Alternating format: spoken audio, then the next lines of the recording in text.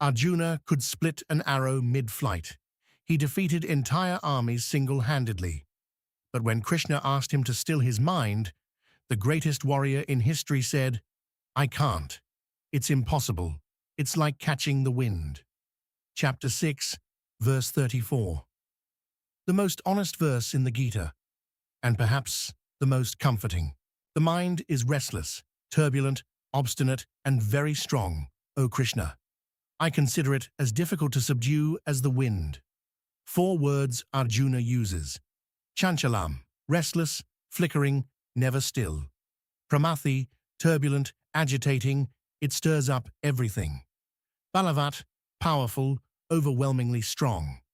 Dridam, obstinate, rigid, refuses to yield. And his conclusion? Vayo eva sudushkaram, like controlling the wind. Not merely difficult, sudushkaram, exceedingly, almost impossibly hard. This isn't a student complaining to a teacher. This is a master warrior admitting vulnerability. And that's what makes it sacred. Here's why this verse matters. Permission.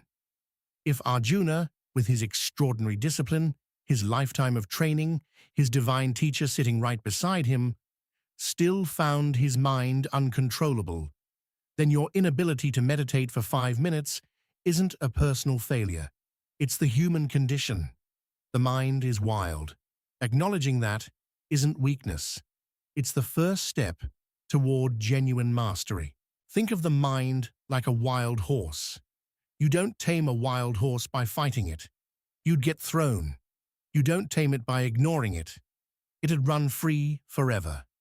You tame it by consistent, patient, firm yet gentle training. Day after day. That's exactly what Krishna will prescribe in the very next verse. Abhyasa. Practice. Not force. Practice. You're in an important meeting. Your body is there, but your mind is replaying last night's argument, planning tomorrow's grocery list, and worrying about a deadline. Simultaneously. That's pramathi, the agitating quality. The mind doesn't just wander. It actively disrupts. It creates storms where there was calm.